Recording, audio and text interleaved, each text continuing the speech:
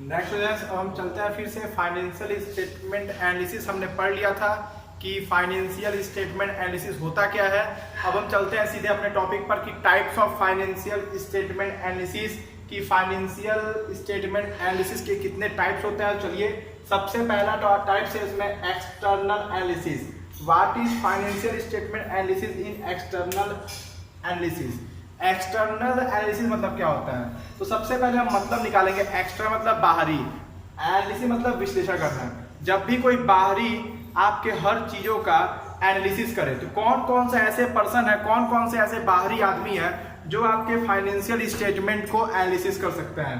Creditors, investors, government. Government जब चाहे तब आपके फाइनेंशियल स्टेटमेंट का एनालाइजेशन कर सकती है, 2 साल 4 साल 5 साल 10 साल का।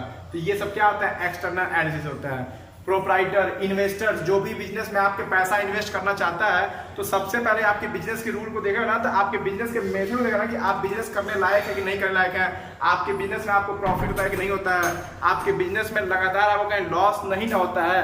अगर आपको बिजनेस में हर टाइम लॉस होता है तो वो आप में पैसा इन्वेस्ट क्यों करेगा। तो एक्सटर्नल एनालिसिस एक ऐसा एनालिसिस होता है जो एक्सटर्नल करते हैं, मतलब बाहरी करते हैं, जैसे गवर्नमेंट, जैसे इन्वेस्टर, जैसे क्रेडिटर, जैसे बैंक। बहुत सारे लोग, जैसे आप पढ़े ना कि अकाउंटिंग यूजर एक होता है, इंटरनल यूजर एक होता है, एक्सटर्नल यूजर मतलब जो बाहरी यूजर होते हैं। उसी तरीके से यहाँ पे एक्सटर्नल एनालिसिस मतलब होता है एक ऐसे पर्सन जो फर्म के नहीं होते हैं, फर्म के बाहर के होते हैं और हमारे यहाँ एनालिसिस करते हैं। उसी को हम बोलते हैं एक्सटर्नल एनालिसिस। एक्सटर्नल एनालिसिस को हम करता है क्रेडिटर्स, इन्वेस्टर्स, गवर्नमेंट और debtors, bank, FI, financial institution etcetera. बहुत सारे लोग हमारा क्या करता है, एक्सटर्नल एनालिसिस में आते हैं। सेकंड आता है इंटरनल एनालिसिस। इंटरनल एनालिसिस क्या होता है, जितने भी ऑर्गेनाइजेशन होते हैं वो इंटरनल मतलब खुद का, ये इंटरनल एनालिसिस करते हैं ओनर और एम्प्लॉय। कौन करते हैं, ओनर और एम्प्लॉइज। जो कंपनी के ओनर होते हैं और एम्प्लॉइज होते हैं वो मेनली इंटरनल एनालिसिस करते हैं। वो इंटरनल एनालिसिस करके ये क्या पाते हैं कि आखिर उनके फर्म को लॉस हो रहा है, क्यों हो रहा है। कह रहे यार 2 साल से फर्म को लॉस ही हो रहा है, क्यों हो रहा है। तो ये जो एम्प्लॉइज होते हैं वो एनालाइज करते हैं, अरे यार हम जानते हो हम सैलरी ज्यादा दे रहे हैं इसलिए हमको लॉस हुआ है। अरे यार हम जहाँ से प्रोडक्ट मंगवा रहे हैं वो अच्छा प्रोडक्ट नहीं दे रहा है, कस्टमर को सेटिस्फेक्शन नहीं मिल रहा है। अरे यार हमारी लिक्विडिटी मार्केट में कम है, अरे यार हमारी सॉल्वेंसी रेशियो कम है। तो इस चीज से हम कह सकते हैं कि जितने भी इंटरनल होते हैं मतलब ओनर और एम्प्लॉय, ये सारा चीज सोचते हैं कि जो मैं आपको बताया, अरे यार प्रॉफिट क्यों नहीं हो रहा है, अरे हम सैलरी ज्यादा बांट दे रहे हैं, अरे यार क्या करें, कैसे करें कि वो अच्छा। तो वो एनालिसिस करते हैं। जितने भी ओनर होते हैं और एम्प्लॉय होते हैं वो बैठ के एनालिसिस करते हैं। फिर से अपने यहाँ क्या करते हैं, या तो वो नंबर ऑफ एम्प्लॉय कम करते हैं, या तो अपने एम्प्लॉय से सैलरी कम करते हैं, प्रोडक्ट अच्छे लेके आते हैं, अच्छे एडवर्टाइजर से उनका एडवर्टाइजमेंट कराते हैं, अच्छे प्रमोटर रखते हैं। तो इन सब चीज का एनालाइजेशन करना ही कहते हैं इंटरनल एनालिसिस। ठीक है। Horizontal analysis. हॉरिजेंटल एनालिसिस क्या होता है, तो मैं आपको बता दूं हॉरिजेंटल एनालिसिस क्या होता है। हॉरिजेंटल एनालिसिस एक ऐसा एनालिसिस होता है जिसमें साइड बाय साइड हम किसी ईयर की प्रॉफिट को दिखाते जाते हैं, प्रॉफिट एंड लॉस को दिखाते जाते हैं। साइड बाय साइड हम किसी ईयर के प्रॉफिट एंड लॉस को दिखाते जाते हैं और प्रॉफिट एंड लॉस दिखाने के बाद उसको हम एक एग्रीगेट परसेंटेज में दिखाते हैं। क्या दिखाते हैं, एग्रीगेट परसेंटेज में उस चीज को दिखाते हैं। उसी को हम बोलते हैं हॉरिजेंटल एनालिसिस। नेक्स्ट आ गया वर्टिकल एनालिसिस।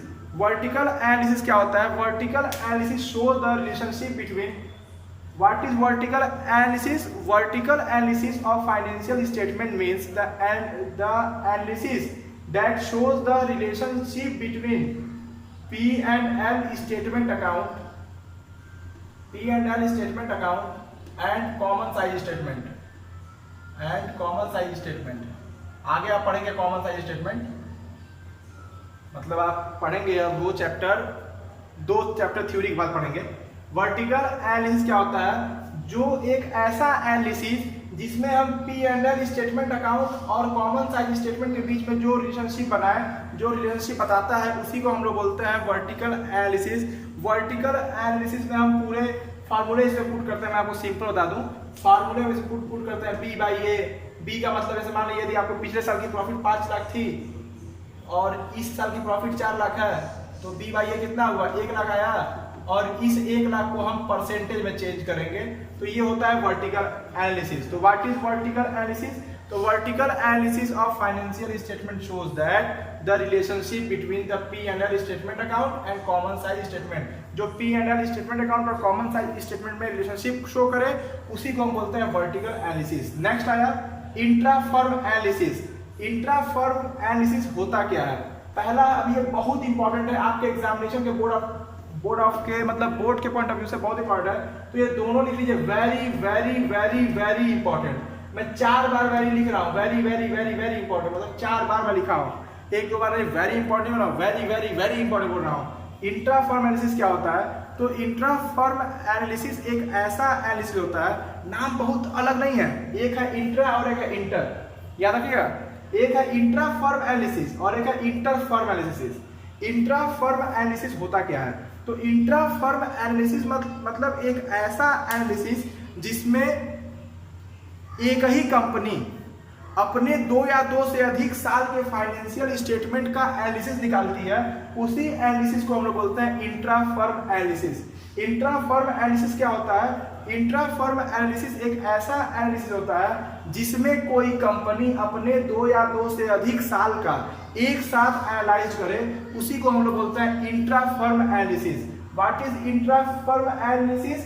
तो intra firm analysis is a analysis by which the company wants to analyse more than 2 years of profit. मतलब जो कंपनी 2 या 2 से अधिक साल के प्रॉफिट को एक साथ एनालाइज करती है, एक साथ दोनों प्रॉफिट का, दोनों 4 साल 5 साल 10 साल के प्रॉफिट को एक साथ एनालाइज करती है, उसी को हम बोलते हैं इंट्रा फर्म एनालिसिस। नेक्स्ट आता है inter firm analysis. Inter firm analysis क्या होता है? तो इंटर फर्म एनालिसिस एक ऐसा एनालिसिस होता है जिसमें एक कंपनी किसी दूसरे कंपनी के साथ कंपैरिजन करके एनालिसिस करती है। जैसे मान लीजिए बताऊं कि आपकी कंपनी टाटा है और आपके दोस्त की कंपनी रिलायंस है, तो टाटा क्या करेगी, बिरला के साथ बिरला क्या करेगी, चाहे टाटा क्या करेगी, रिलायंस के साथ कंपैरिजन करेगी कि रिलायंस को प्रॉफिट हुआ है कि रिलायंस को लॉस हुआ है, मुझको प्रॉफिट हुआ है कि रिलायंस को लॉस हुआ है। मैं जैसे फॉर एग्जांपल रिलायंस का भी सीमेंट है और बिरला का भी सीमेंट है, ध्यान दीजिएगा। इंटर फर्म एनालिसिस, रिलायंस का भी सीमेंट है, बिरला का भी सीमेंट है, तो रिलायंस का जो सीमेंट सेक्टर है और जो बिरला का सीमेंट सेक्टर है, दोनों एक दूसरे के स्टेटमेंट को एनालिसिस करेंगे कि बिरला को ज्यादा लाभ हो रहा है, बिरला के कस्टमर ज्यादा है कि रिलायंस के कस्टमर ज्यादा है। तो इस एनालिसिस को जिसमें एक ही फर्म एक कंपनी 2 या 2 से अधिक कंपनियों के साथ में अपने मतलब एक ऐसा एनालिसिस जिसमें एक कंपनी 2 या 2 से अधिक कंपनियों के साथ मिलकर अपने फाइनेंशियल स्टेटमेंट का एनालिसिस करे, उसी को हम बोलते हैं इंट्रा फर्म एनालिसिस। फिर से समझ लीजिए, मैं यहाँ पे वेरी वेरी वेरी इंपॉर्टेंट लिखा हूँ, फिर से मैं समझा रहा हूँ, इन 6 में सबसे इंपॉर्टेंट यही दोनों है। इंट्रा फर्म एनालिसिस क्या होता है? तो इंट्रा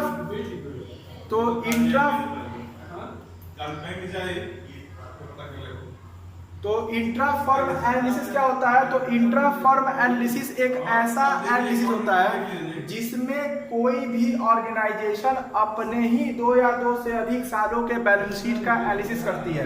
जैसे मान लीजिए आपकी कंपनी है, आप चाहते हैं कि मैं 5 साल 10 साल से ज्यादा कंपनी में एक साथ एनालिसिस करूं, तो इसी को हम लोग बोलते हैं इंट्रा फर्म एनालिसिस। नेक्स्ट होता है inter firm analysis. Inter firm analysis क्या होता है? तो इंटर फर्म एनालिसिस एक ऐसा एनालिसिस होता है जिसमें कोई कंपनी 2 या 2 से अधिक कंपनियों का एक साथ क्या करती हो, एक साथ एनालिसिस करती हो, उसी को हम लोग इंटर फर्म एनालिसिस बोलते हैं। इंट्रा फर्म में क्या होता है? एक ही कंपनी अपने ही 2 या 2 से अधिक सालों का एनालिसिस करती है, और इंटर फर्म में क्या होता है? एक ही कंपनी 2 या 2 से अधिक कंपनियों का एक साथ एनालिसिस करती है कि उस कंपनी को ज्यादा लाभ हो रहा है कि ये कौन करता है? ये वो कंपनियां करती हैं जो सेम टाइप के प्रोडक्ट बनाते हैं। जैसे फॉर एग्जांपल मैगी है, मैगी एक कंपनी है और यिप्पी भी एक कंपनी है, तो मैगी हर टाइम yippee का भी चेक करती होगी कि मैगी yippee का भी फाइनेंशियल स्टेटमेंट का एनालिसिस करती होगी और yippee मैगी का भी करती होगी। दोनों में कौन आगे है, क्यों आगे है, कस्टमर का सेटिस्फेक्शन किसको मिल रहा है। तो जैसा मैंने आपको जो पढ़ाया था कि फाइनेंशियल स्टेटमेंट कितने टाइप्स के होते हैं, फाइनेंशियल स्टेटमेंट एनालिसिस कितने टाइप्स के होते हैं, और इसमें जो सबसे लास्ट के दो टॉपिक है इंट्रा फर्म एनालिसिस और इंटर फर्म एनालिसिस, ये एग्जामिनेशन पॉइंट ऑफ व्यू से बहुत इंपॉर्टेंट है।